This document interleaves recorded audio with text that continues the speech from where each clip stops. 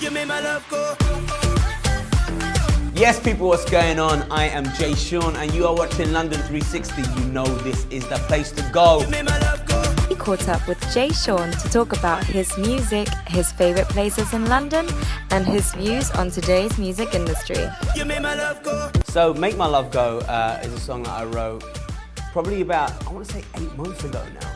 And it was a song that came about because that day I happened to be listening to, I was just having a little party in my car on the way to the studio. I happened to be listening to a lot of old Bashment, reggae, dancehall records from here. And I just felt some type of way when I got into the studio. I was like, man, that music was so sick though. Like, why, I would love to kind of use a little vibe like that in one of my songs. So I went in there, I was like, guys, we're doing a dancehall record today. They're like, okay, you're just gonna chat some dance. I was like, no, let's get some elements of it. Let's make it sexy and like, make people move, and then I'll do what I do. And I just did my writing to it. And of course, by the time it's finished, we were like, oh man, I should totally give this to Sean right now.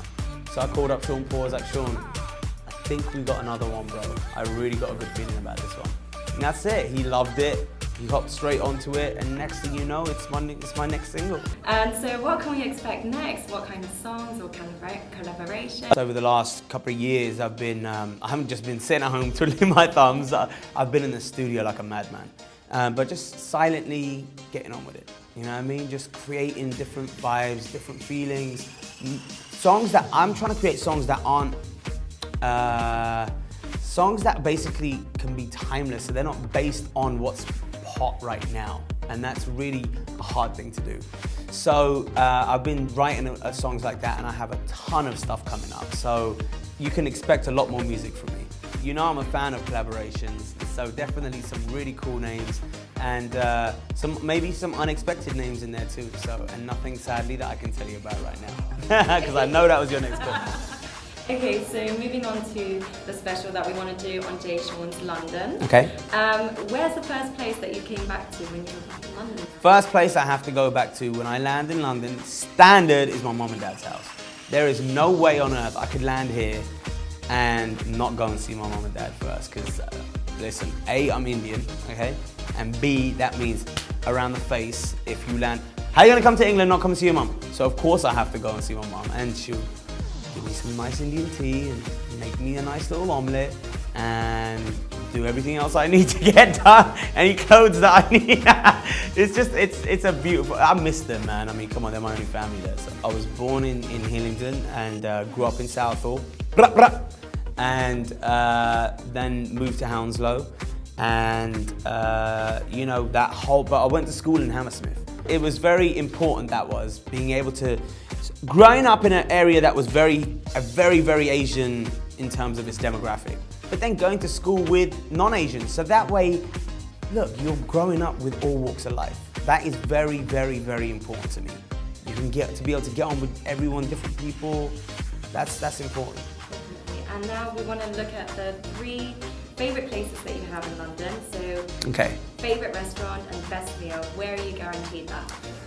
Favourite restaurant and best meal? Depends. I love going out, eating out in sort of Knightsbridge, Kensington, places like that. I'm actually going to Nobu tonight, so I do really like Nobu. Hakkasan is also a big favourite of mine. So I like those 2 joints. Marouche, any Marouche restaurant I like as well. And where do you like to let your hair down and relax? What makes Sean happy in London? In London, definitely, again, I'll probably go down to Edgware Road, have some shisha, you know what I mean, get a little drink, and just wild out over there. And if you were mayor for the day, what would you do? What rules would you implement in London? If I was mayor of London for a day, I know, I would let everybody ride around on quad bikes. And I think, imagine how fun that would be to be able to have like a quad bike or like one of those go-karts.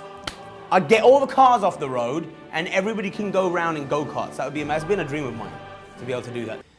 The reason why I think London is so special, no one can really mess with it like that, is that we definitely have our own little vibe that only Londoners understand. You know what I mean? And I can go out somewhere in the world and I could be, I don't know, even when it comes down to London's sense of humour or fashion or anything like that, it's just us. It's very typically a London British thing, and I love that about us. Very unique. I'm so proud every time I see a brown face do something in music right now. And, you know, not because I'm trying to like, you know, not on a racial thing, but more just a case of I know how hard it was for me to try to break down a few stereotypes and all those, you know, things that held me back from just being an artist. We are in a day and age now where I think people look past a lot of that. They don't, it's not, everybody knows what Asians are like, we know, and now we know Asians do more than just studying hard, and we know Asians can go out on dates without having to get married to them. We know all of these things. We know Asians can be funny. We know Asians can, you know, Russell Peters, all these people, Aziz Ansari. We've seen a lot of people come forward. And we know that Asians can sing and produce music. They've seen me do it, they've seen Zayn Malik do it, they've seen Naughty Boy do it, they've seen Rishi Rich.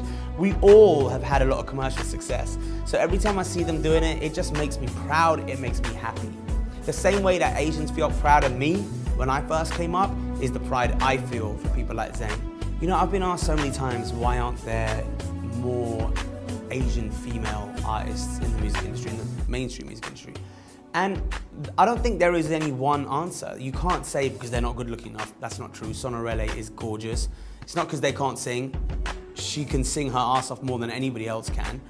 But she's pretty much the only person I can name that I know of who's on my radar, and that's because A, I know her personally, and B, she got signed to Neo.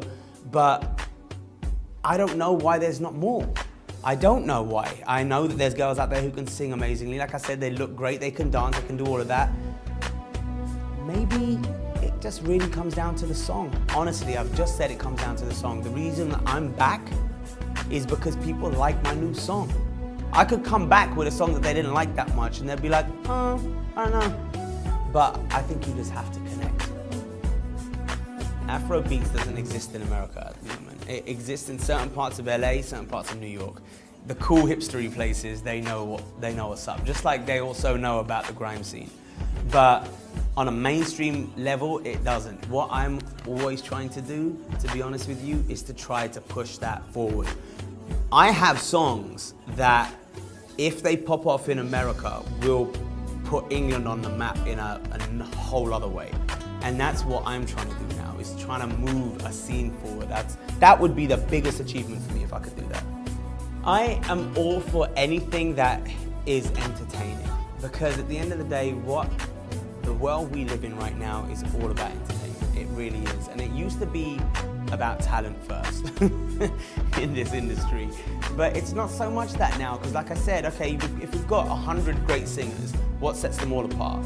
If there's some reason that they really like this particular one because he or she is quirky, or they've got a good fashion sense, or because they do this and they bring this culture into their thing, great, I'm all for it. I'm all for expression. That's it. Whatever, if you can pull that off, and that's really you, good luck to you. When I was 14, 15 years old, I started off as a rapper and I was hustling. And people were like, there is no scene, man, as a rapper. What are you talking about? There was Black Twang, there was Phoebe One, there was Funky DL. There weren't hardly any acts.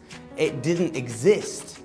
And now, all of a sudden, we've got a whole scene. It's amazing, it's incredible. And the thing about that scene, they're not trying to be like Drake. They're not trying to be like Future. They're not trying to be, they might listen to all of that. They do their own thing. That's why it exists, and that's why it's working. Because they stay true to themselves, and that's it. And that is what I love about it. As a songwriter yourself, how big of a role do you feel lyrics and their content play in creating a mainstream hit? Okay, good question. I can tell you Michael Jackson is a perfect example. Can anybody tell me what he says in, I don't know, what was that song? Don't stop till you get enough. Don't stop till you get enough, people. When I first start, don't stop till you get enough, people. Nobody knows. They don't know. He's just a vibe. He's just singing. It's a vibe. Nobody really knows what he's saying. Nobody knows what Future's saying ever. Nobody knows what Young Thug is saying ever. You know what I mean? And until I covered Work, none of my friends knew what Rihanna was saying either. But I heard Work, and immediately I was like, that's smash. I just knew it, because it's a vibe. And also it depends on the kind of song. All of those people, all of those songs, what are they? They're not ballads. They're not songs you want to listen to and pay attention to the lyrics. They're songs you dance to. So when you're in a club and you're drunk and the music's coming on, you're moving. You ain't going, oh my God, what a husband. Oh, did you hear what he said? You're not thinking like that. You're like, hey, yeah, let's go, boom, boom, and that's it. It's just fun, and you're going with a vibe. So in those kind of songs, I don't think lyrics matter. I've written songs with the most generic lyrics in the world, but I did that intentionally because I knew that song didn't need a deep sentiment. It just meant that people want to sing something and have fun. Then I write other songs which are deep sentiments and ballads that will make you cry if you listen to the lyrics. That's when it's important. You know, I think there's no compliment bigger than when a fan will come up to me and literally will hug me and they start crying because they're like, I didn't ever think I was gonna meet you, but your song got me through a very hard part in my life. And that is really the most touching thing ever. To know that words that I wrote resonated with somebody who maybe wouldn't have got through a difficult moment in their time had they not played my song over and over again. I don't even know how to describe that feeling to you. I don't even know how it feels. Just to know that you've touched someone on that level is incredible. It's happened a number of times. It happened just recently. A person DM'd me on Twitter. No, he didn't DM me. Tweeted at me, very long essay about how he couldn't cope with life and my song just got him through it. I DM'd him back a personal message to say, you know, a little something, whatever I said to him, just to, you're good, you got a friend in me if you know what I mean? And God knows what that might have meant to him, but you know, if somebody did that for me, I'd appreciate it, you know what I mean? And that's what I think is the power of music. Could you tell us an example of a song or artist who helps you through perhaps difficult times or happy moments? Yeah, Ludacris, Move Bitch, Get Out the Way. It's a classic.